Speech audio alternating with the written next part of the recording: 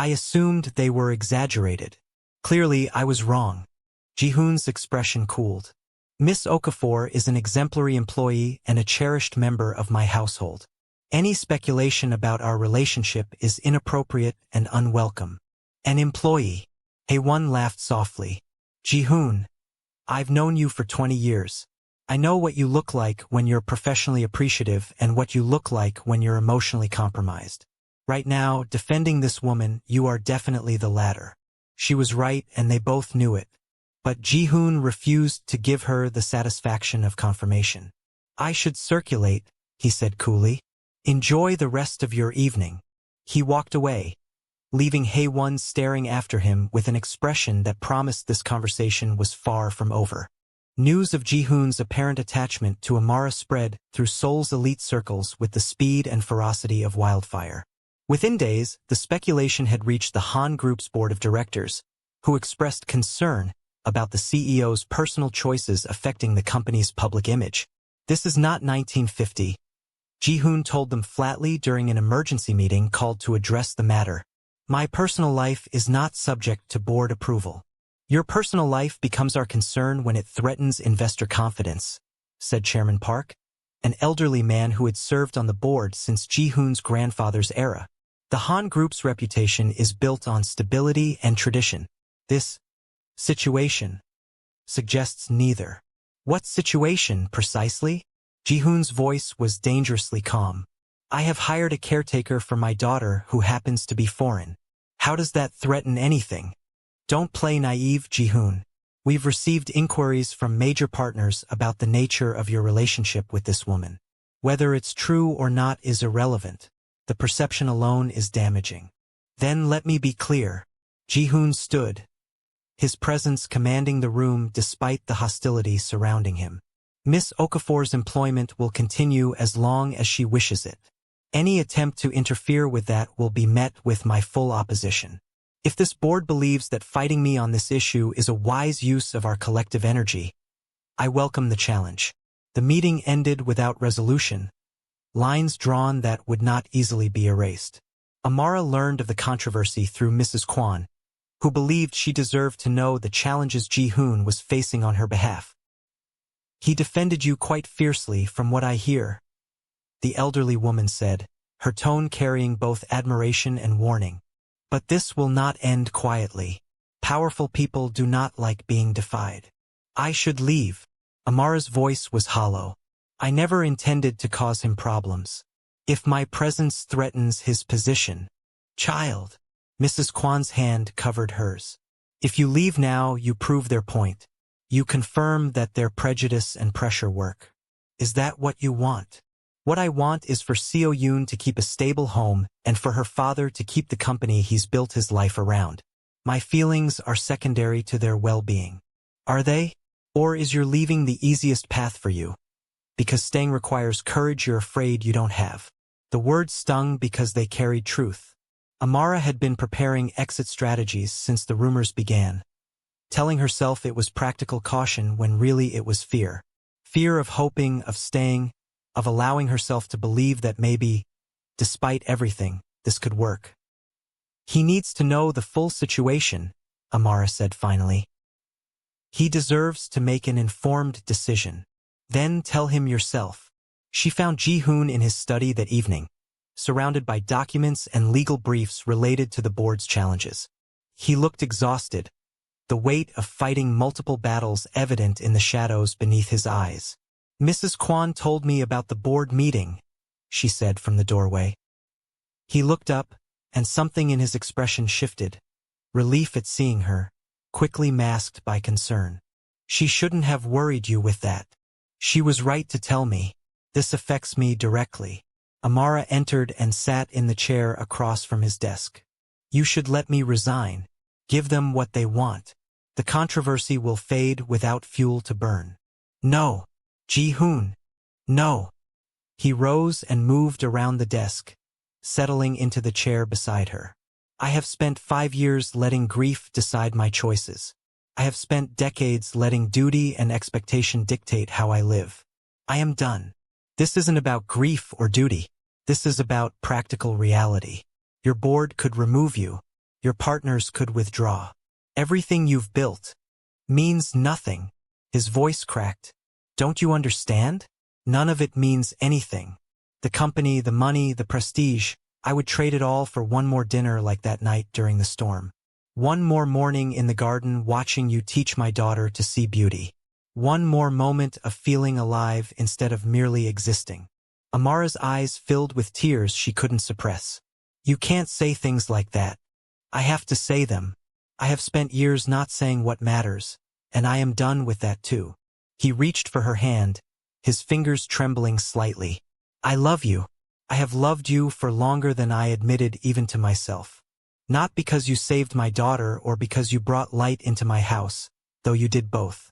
I love you because you are extraordinary, because your strength inspires me, because your kindness heals me, because when I imagine my future, I cannot imagine it without you. Ji-hoon. His name escaped her like a prayer. I am nobody. I clean houses and care for children. I send money home to pay medical bills. I have nothing to offer someone like you. You are everything. He lifted her hand to his chest, pressing it against his heart. You make this feel again. After years of numbness, you make me feel. How is that nothing? She was crying openly now, tears streaming down her cheeks. All her careful walls collapsing under the weight of words she had longed to hear but never expected. I love you too, she whispered. God help me. I love you too. He pulled her into his arms, and she let him. They held each other in the quiet study while shadows lengthened and the world outside continued spinning without them. No kisses yet, no passionate declarations. Just two wounded souls finally admitting what their hearts had known for months. But the peace did not last. It never does when powerful forces feel threatened. Yoon Hae-won, spurned and humiliated, began a systematic campaign to destroy Amara's reputation. Immigration authorities received anonymous tips suggesting irregularities in her visa status. Tabloids published thinly sourced articles about the foreign gold digger targeting Korea's most eligible widower. Social media erupted with xenophobic commentary, much of it amplified by bot accounts traced later to accounts associated with the Yoon family's corporate interests. Amara found herself followed by photographers whenever she left the estate. Her family in Nigeria received threatening phone calls. Her employment history was scrutinized, minor discrepancies magnified into damning accusations. Through it all, Ji-hoon stood beside her. He hired the best attorneys to address the visa questions, which turned out to be completely unfounded. He issued public statements defending her character. He threatened legal action against the tabloids, forcing retractions and apologies. But the damage to Amara's spirit was harder to repair. I can't do this, she said one evening after a particularly vicious news cycle. Every day I stay, I put a bigger target on your back. On Seo Yoon's back. How long until they start attacking her for having me in her life? They won't. How can you be certain? Because anyone who threatens my daughter will face consequences that make these current annoyances look trivial. His jaw tightened. These people are bullies. They push because they expect us to fold. When we don't, they will eventually find easier targets. And if they don't, then we face that together. He took her hands in his dark eyes fierce with determination. I have lost one woman I loved. I watched cancer take her slowly while I was helpless to stop it. I will not lose another woman I love because a handful of bitter, prejudiced people cannot accept that the world is bigger than their narrow vision. You didn't lose her. She died. That's different. Is it? Both situations involve forces trying to take something precious from me.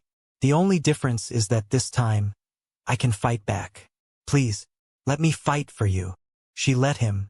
The legal battles continued for months. Ji-hoon filed defamation suits against the tabloids and the Yoon family's corporate entities that could be connected to the harassment campaign. Immigration authorities, after thorough review, confirmed that Amara's documentation was completely legitimate. The irregularities had been fabricated. The turning point came during a board meeting where several directors attempted to force a vote of no confidence in Ji-hoon's leadership. You are letting personal matters compromise your judgment, Chairman Park declared. This company has survived 3 generations by prioritizing stability above individual desires. We cannot allow romantic entanglements with unsuitable persons to threaten our legacy. Unsuitable. Ji-hoon's voice was ice. Define unsuitable, Chairman. You know perfectly well what I mean. I want you to say it. For the record. The room fell silent. Several directors shifted uncomfortably, sensing a trap. She is foreign, Park said finally. From a different background, different culture, different everything. The Han family has always married within certain circles. My wife was a teacher's daughter from a rural province. Was she unsuitable too? That was different. How? Because her skin was the right color. Ji-hoon stood slowly, his presence commanding every eye in the room. Because she fit your aesthetic preferences? Because you could explain her to your golf partners without discomfort. Now see here. No. You see here. Ji-hoon's palm struck the table. Miss Okafor has more dignity, intelligence, and integrity than half the people in this room. She has faced challenges that would break most men. She has built herself from nothing, supports an entire family on her earnings, and speaks 3 languages fluently, which is 2 more than you, Chairman. He turned to address the full board. If anyone in this room believes that I will choose corporate convenience over moral conviction, you do not know me at all. The vote of no confidence will fail. The harassment campaign will end. And if necessary, I will spend my personal fortune dismantling every business interest associated with those who have attacked the woman I love. He paused, letting the threat settle. Are there any questions? There were none. The vote failed spectacularly. 3 board members resigned shortly afterward, citing personal reasons. The Yoon family quietly settled the defamation suit out of court, agreeing to substantial payments and public apologies. That evening, Ji-hoon came home to find Amara and So-yoon in the garden, planting new seeds for the spring. The setting sun painted everything gold and amber, soft light that made the moment feel almost dreamlike. So-yoon saw him first and came running, throwing herself into his arms with the uncomplicated joy that had finally returned to her. Daddy, look what we're planting. Amara says they're called cosmos flowers, and they'll bloom in all different colors, and they're her mother's favorite. Is that so? He smiled at his daughter while his eyes found Amara, kneeling in the soil with dirt on her hands and happiness in her face. They symbolize order and harmony, Amara said. My mother always believed that planting them brought balance to a home. Then we should plant many, Ji-hoon said softly. We have years of balance to recover. Later, after So-yoon had gone to bed, they sat together on the terrace where their relationship had first begun to shift. It's over, Ji-hoon said. The board, the Yoons, the immigration nonsense, all of it. You're safe now. Because of you. Because we faced it together. He turned to her, taking her hand. I know we've spoken about the future in abstract terms, about facing things together, but I want to be more specific. He reached into his pocket and withdrew a small velvet box. Inside, a ring caught the moonlight, a simple band with a stone that somehow managed to hold every color of a sunset. This was my mother's, he said. She left it to me with instructions to give it to someone who would understand its meaning. Someone who would value connection over display.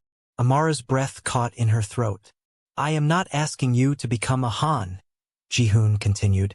I am asking you to let me become part of your family, as you have become part of mine. I am asking you to let me love you openly, publicly, permanently. I am asking you to marry me. For a long moment, she couldn't speak. The weight of everything, the journey from Lagos, the struggles and triumphs, the child who had seen her heart and pointed her finger, the man who had learned to feel again because she taught him it was safe. All of it pressed against her chest until she thought she might burst. Yes, she finally whispered. Yes, Ji-hoon. Yes. He slid the ring onto her finger, and it fit perfectly, as if it had been waiting for her all along. Then he kissed her. Not the desperate, hungry kiss of new passion, but something deeper. The tender, patient kiss of 2 people who had earned each other through struggle and sacrifice. A kiss that acknowledged the past, celebrated the present, and promised the future. The wedding took place 6 months later in a ceremony that blended Korean and Nigerian traditions. Amara's mother, her health improved through treatments Ji-hoon had insisted on funding, flew to Seoul with her siblings. The first time Amara had seen them in nearly 2 years. The reunion was tearful, joyful, overwhelming. Her mother held her face in weathered hands and wept openly. "My Grace," she whispered, using the meaning of Amara's name. "You have found your place."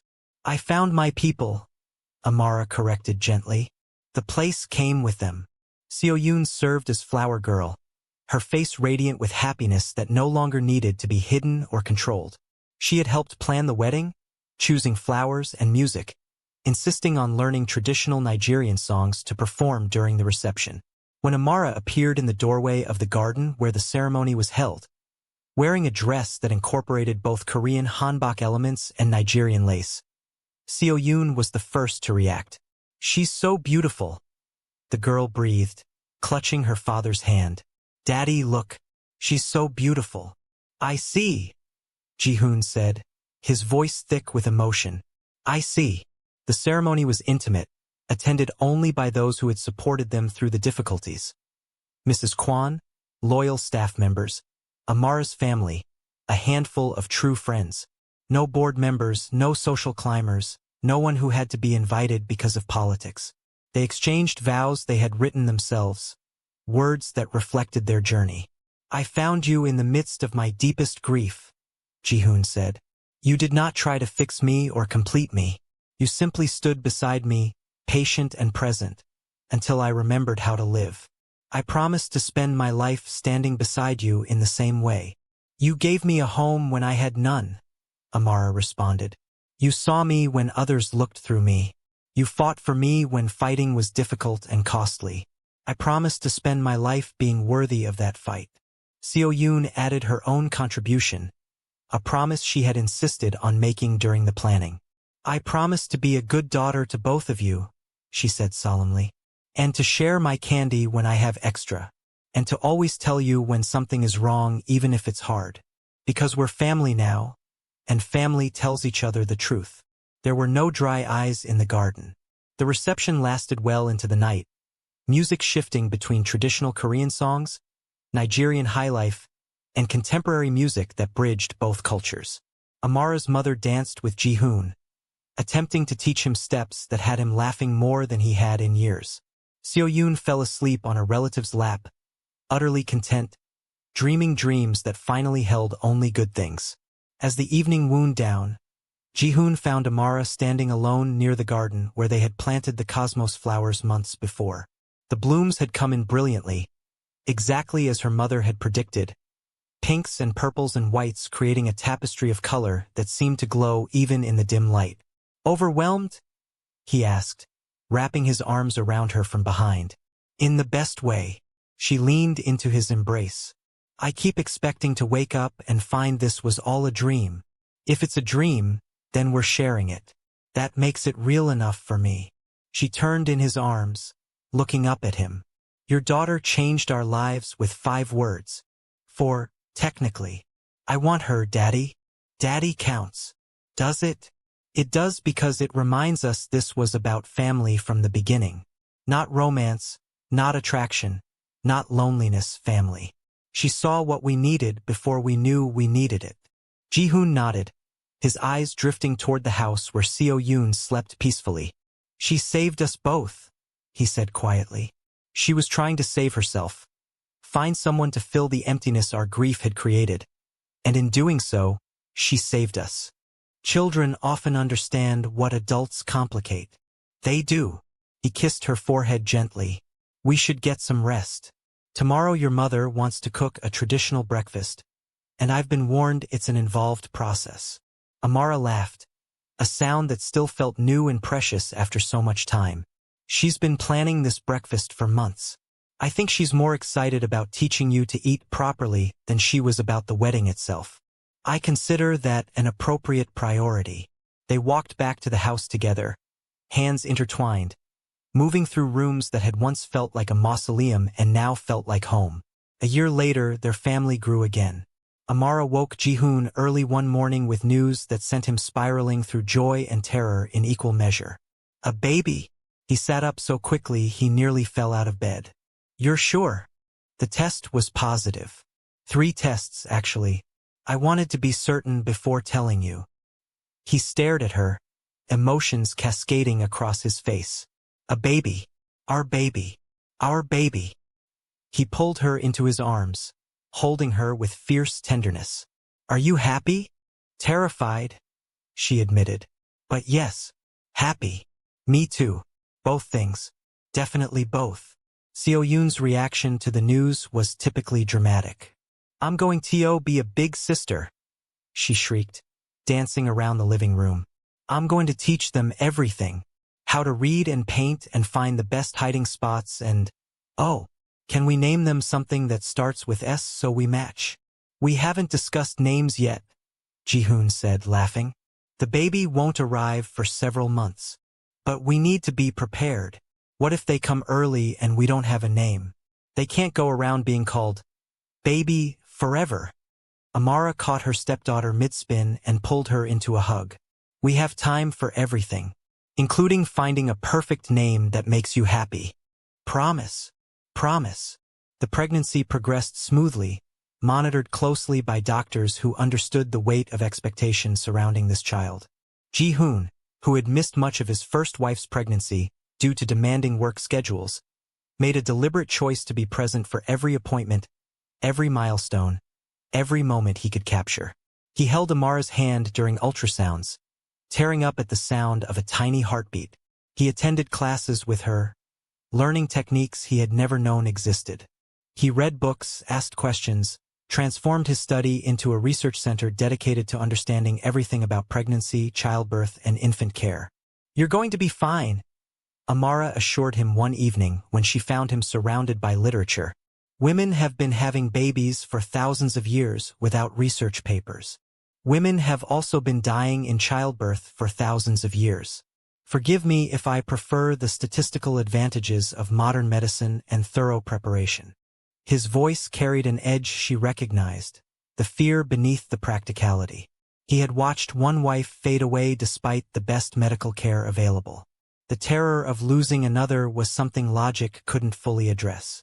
She moved to sit beside him, taking his hands. I am healthy. The baby is healthy. We have excellent doctors and a support system that includes half of Seoul at this point. But more importantly, she placed his palm against her growing belly. We have each other. Whatever comes, we face it together. He pressed his forehead to hers, breathing slowly until the panic subsided. Together, he agreed. Always together.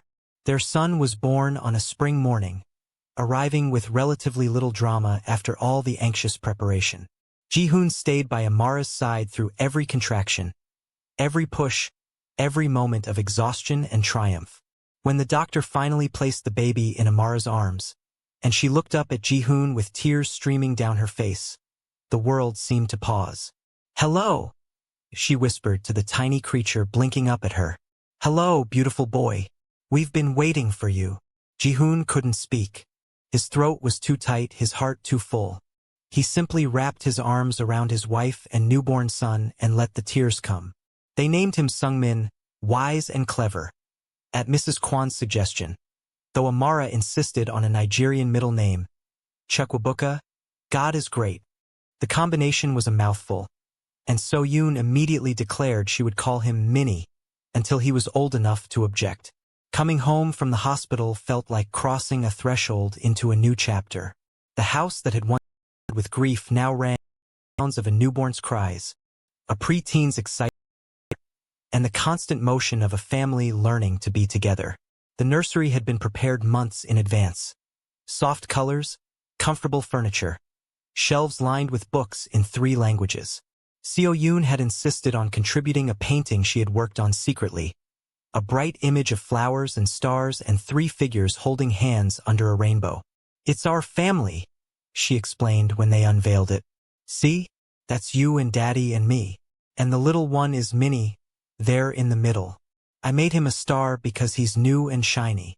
Amara hung the painting above the crib, where it became the first thing Sungmin would see when he opened his eyes. Life settled into new rhythms. Ji-hoon adjusted his work schedule to be home more, delegating responsibilities he had once guarded jealously. Amara navigated the exhaustion of new motherhood while maintaining her connection with Seo-yoon, refusing to let the older child feel displaced by the new arrival. They had help, of course. Mrs. Kwan had essentially moved into a more active role, and additional staff were hired to manage the expanded household. But the core of the family remained intimate, deliberate, careful. 5 years after that first moment in the grand hall, they gathered for a family portrait. The setting was the garden, surrounded by cosmos flowers that had spread and multiplied until they filled entire beds. Seo-yoon, now 15 and blossoming into a thoughtful young woman, stood beside her father with quiet grace.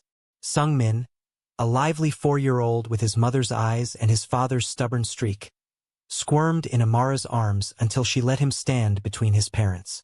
Mrs. Kwan had been invited into the frame despite her protests. She had been family longer than anyone except Ji-hoon himself. The photographer captured multiple shots, but the one that would eventually hang in the grand hall was unposed. In it, Sungmin had just said something that made everyone laugh. No one could quite remember what.